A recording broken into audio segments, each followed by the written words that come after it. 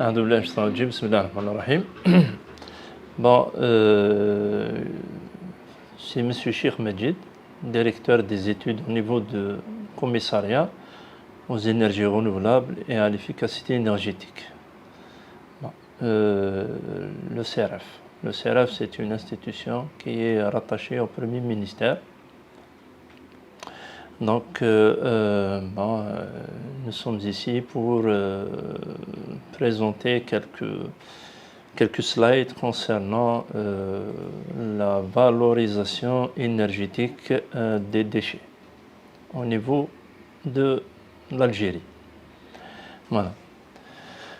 Et bien sûr, comme nous le savons tous, l'accroissement de la population, des activités économiques et des échanges, ou encore la hausse du niveau de vie et l'enrichissement de certains pays sont autant de facteurs qui ont provoqué une augmentation très significative de la quantité de déchets émis dans le monde. Certainement, toute activité humaine entraîne une production de déchets. Certains d'entre eux peuvent être réutilisés ou recyclés, mais il reste toujours des résidus qui n'ont plus aucune valeur dans leur forme actuelle. Depuis quelques années toutefois, les recherches ont permis de dégager des pistes pour exploiter ces résidus à des fins nouvelles dans une installation de combustion pour produire de l'énergie électrique par exemple, ou comme matière première pour fabriquer un combustible liquide ou solide, ou bien gazeux. Oui. On pourrait donc assister à un changement du paradigme, les déchets étant dès lors perçus comme une ressource énergétique. L'augmentation croissante des préoccupations environnementales et sanitaires, couplée au potentiel énergétique des déchets, a conduit à développer l'exploitation des méthodes alternatives d'élimination de ces déchets. Produire de l'énergie sous forme de chaleur, d'électricité, ou de chaleur et d'électricité combinée devient un moyen attrayant de traiter ces déchets. Diverses technologies de transformation de ces déchets en énergie telles que on peut citer par exemple l'incinération, la digestion anaérobique, la gazification, etc. Ce sont des technologies qui sont en train d'émerger. Bon, quelques chiffres clés concernant la composition des déchets au niveau de l'Algérie. On peut citer par exemple la composition des déchets ménagers et assimilés en 2014. C'est une composition qui contient entre autres la matière organique, les textiles, les couches jetables, les papiers en carton, les plastiques, les métaux, les combustibles non classés, les verres, les incombustibles non classés, les déchets spéciaux, les déchets dangereux et autres. D'après ce graphique-là, on peut distinguer quelques éléments très significatifs. Par exemple, les matières organiques, elles constituent un pourcentage assez important qui est de l'ordre de 54,4%.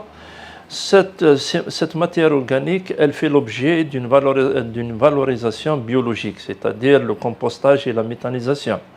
Il y a aussi ajouté aux matières organiques, il y a la matière plastique, le papier carton, les verres et les métaux qui constituent un pourcentage assez conséquent, et c'est de l'ordre de 30%.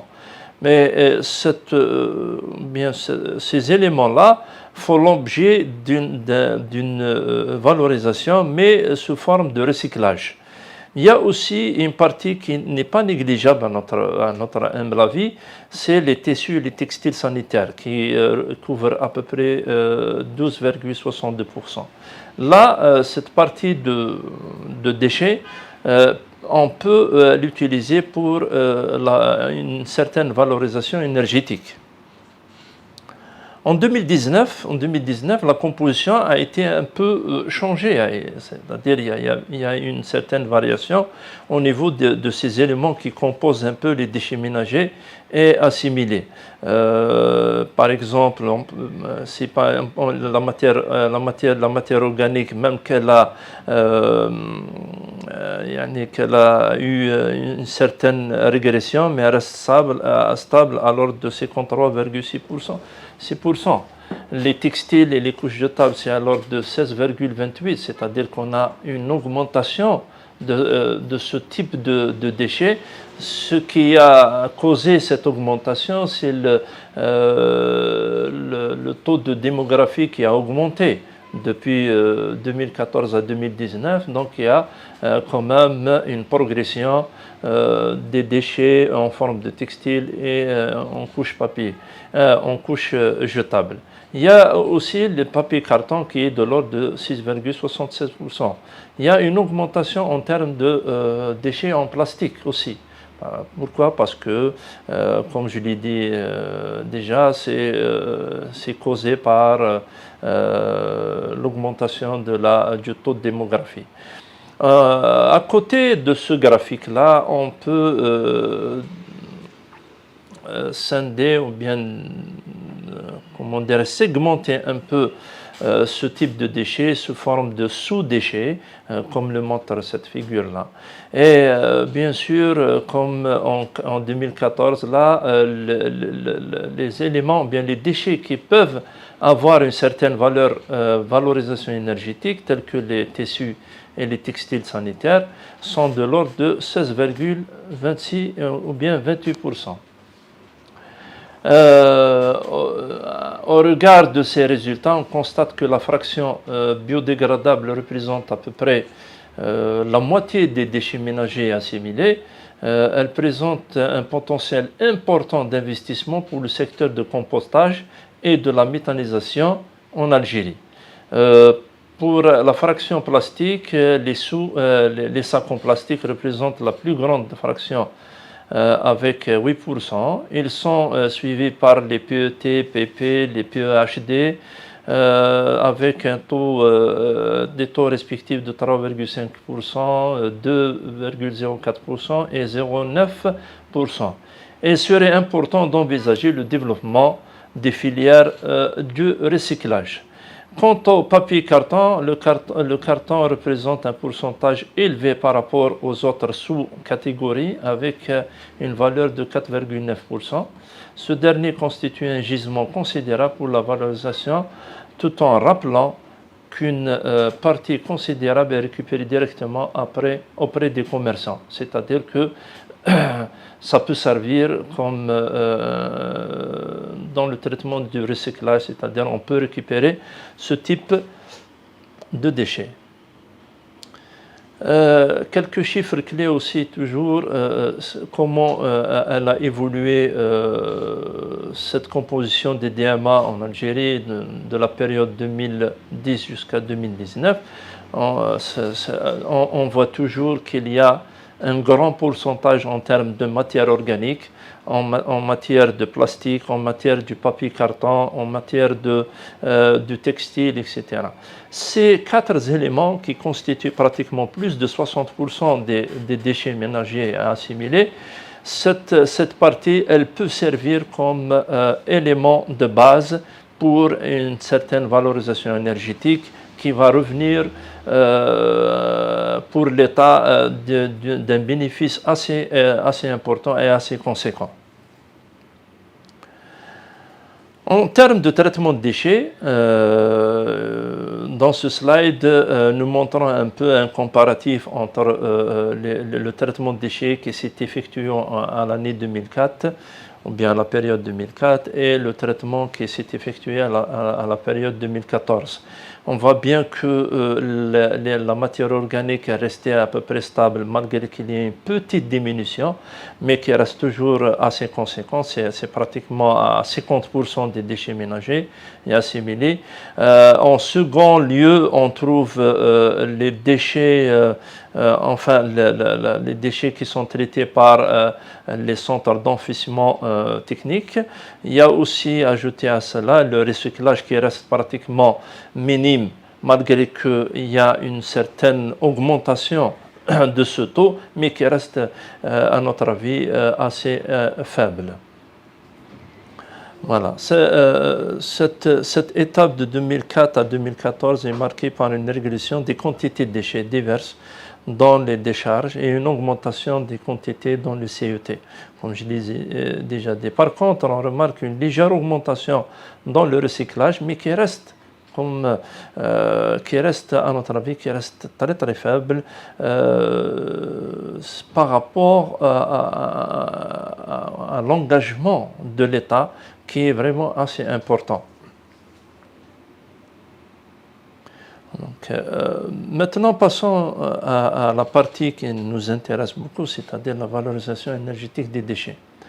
La valorisation énergétique des déchets consiste à récupérer et à valoriser l'énergie produite lors du traitement des déchets sous forme de chaleur, par définition bien sûr, ou bien sous forme d'électricité ou de carburant. On peut distinguer deux sortes de valorisation énergétique. La première, c'est la valorisation par traitement thermique, c'est-à-dire les incinérateurs, les co-incinérateurs, la pyrolyse et la gazification. La deuxième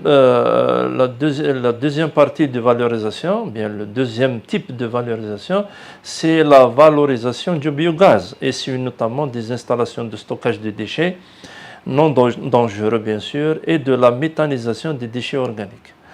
On peut considérer tous ces paramètres-là comme une source d'énergie renouvelable. Renouvelable, pourquoi? Parce qu'on produit chaque jour, chaque année, on produit des déchets. Donc on a toujours des sources d'énergie. Si on essaiera bien sûr toujours de valoriser ce type de déchets. Alors la valorisation énergétique permet, entre autres, dans le respect de la hiérarchie des modes de gestion des déchets, d'utiliser des déchets qui n'ont pas pu être ni recyclés ni valorisés sous forme de matière comme source d'énergie renouvelable. Elle peut participer également à la réduction des gaz à effet de serre et limite le recours aux énergies fossiles. C'est-à-dire, ici, on peut aller vers la réduction de l'utilisation des énergies fossiles telles que le gaz, telles que le pétrole. Ça va réduire aussi les gaz à effet de serre, comme nous le savons tous. Le pétrole, c'est-à-dire les énergies fossiles, engendrent vraiment un taux de CO2 assez important. De plus, de par la vente de l'énergie produite, elle permet de diminuer d'au moins 20% du prix de traitement des déchets urbains. D'autres formes de valorisation énergétique de déchets, comme nous l'avons déjà décrit en premier lieu, c'est l'incinération. Bon, on peut décrire, entre autres, qu'est-ce que c'est que l'incinération? L'incinération, c'est avec récupération d'énergie, consiste à transformer en vapeur sous pression la chaleur dégagée par la combustion des déchets. Et cette pression peut entraîner la production d'électricité ou de chaleur.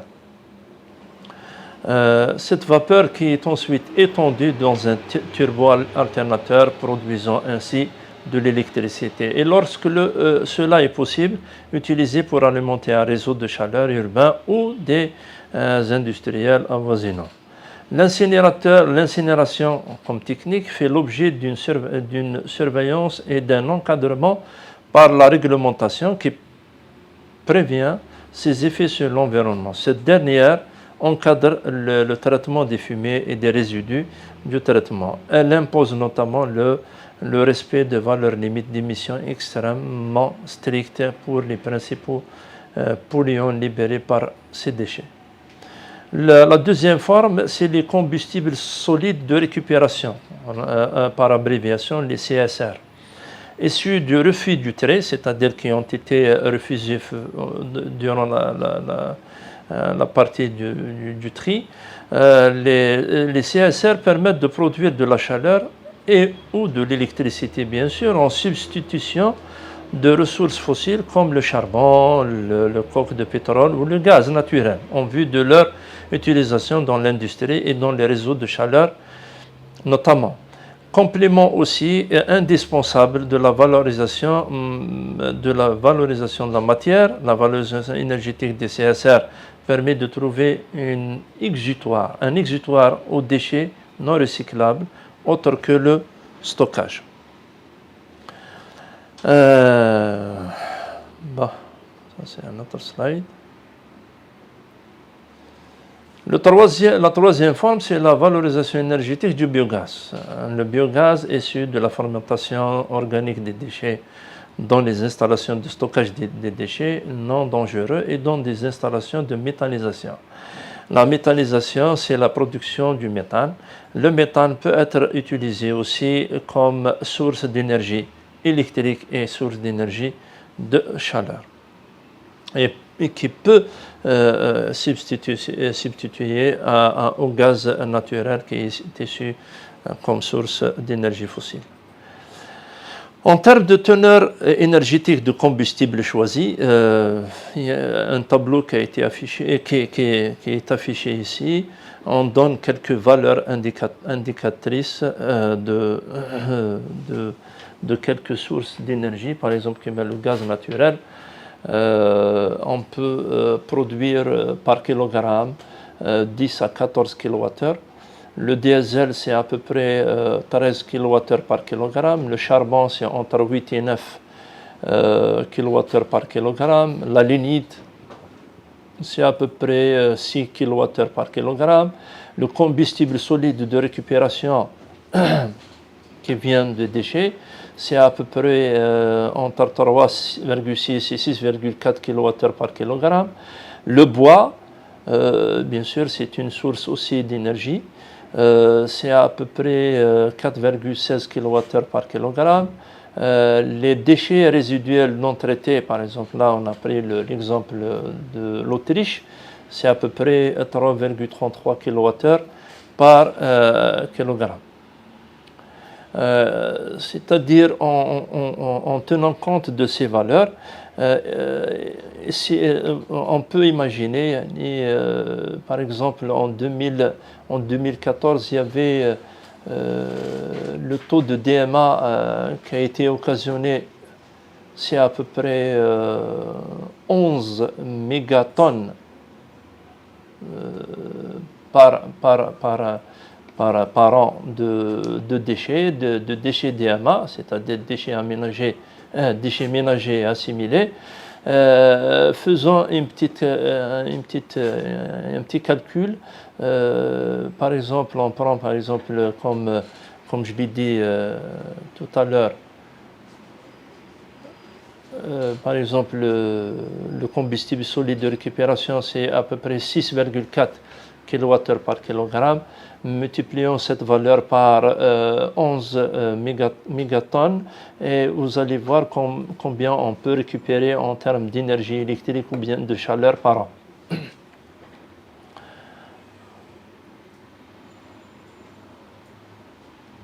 Alors, et bien sûr, tout le monde se demande, par exemple, si on utilise par exemple la technique d'incinération pour la valorisation énergétique de ces déchets, une question qui se pose, c'est que est-ce qu'elle a un impact sur la santé, l'environnement et le climat?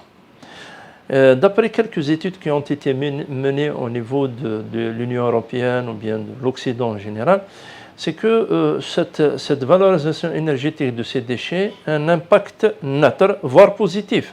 Parce que lorsqu'on dit neutre, donc automatiquement, on peut dire que cette valorisation énergétique, elle est positive sur la santé, sur l'environnement et sur le climat.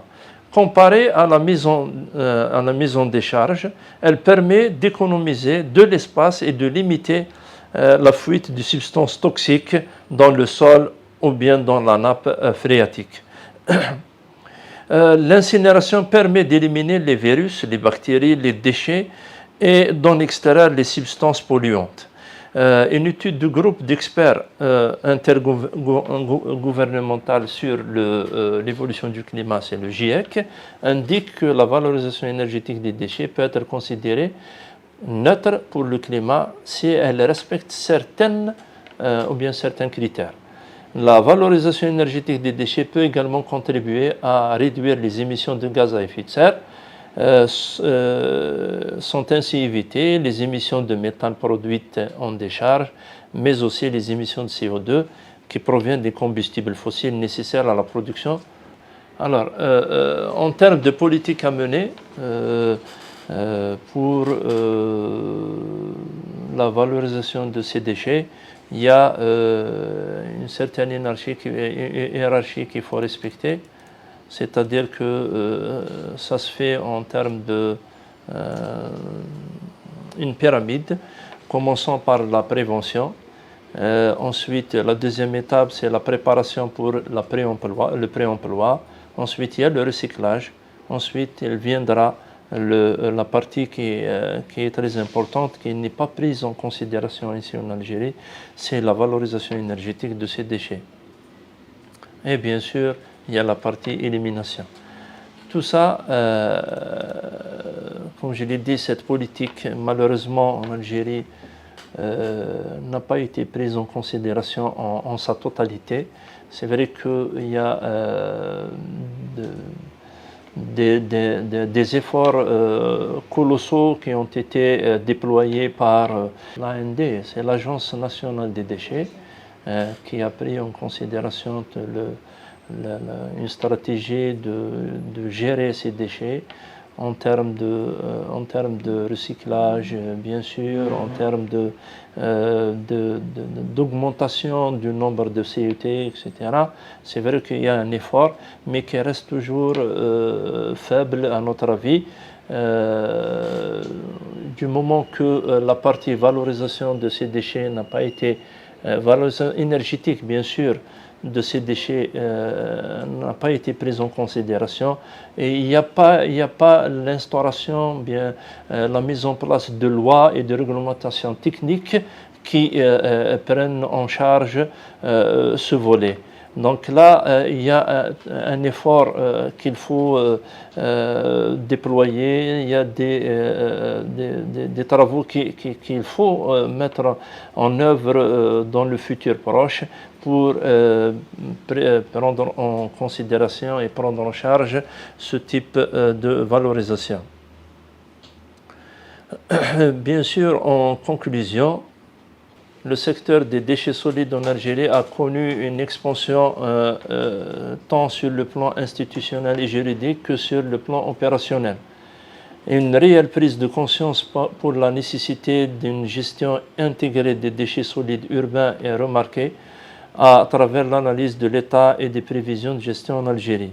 La première phase de la gestion des déchets suite à la promulgation de la première loi sur les déchets s'est accomplie d'une manière réactive et punitive, mais elle a permis l'éradication des décharges sauvages et le passage vers les décharges ou bien la décharge contrôlée et les CET. La phase future constitue la transition vers un modèle de gestion plus respectueux de l'environnement et rentable sur le plan économique et social.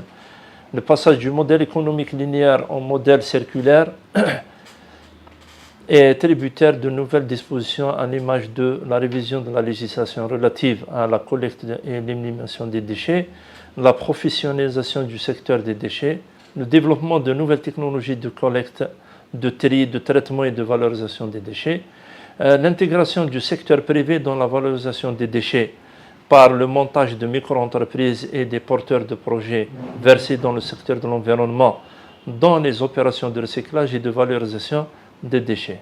L'amélioration des capacités en matière de recyclage et de valorisation des déchets, de collecte et la sensibilisation du public. Le lancement des campagnes de caractérisation pour une connaissance réelle des déchets Ça, c'est impératif.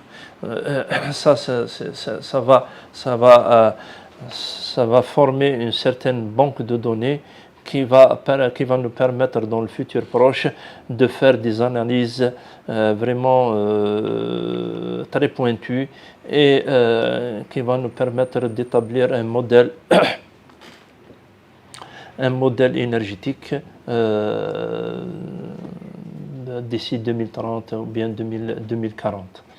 Par ailleurs, si la question des déchets est quotidienne et nous concerne tous, tant sur le plan professionnel que familial, l'interpellation de ce problème par un universitaire met l'accent sur l'intégration des formations professionnelles dans l'enseignement supérieur.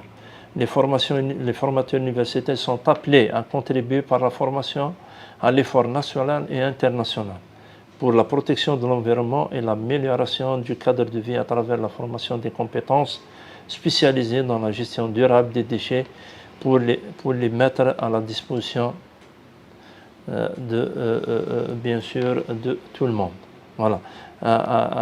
Ceci terminera notre exposé. Je vous remercie et à bientôt.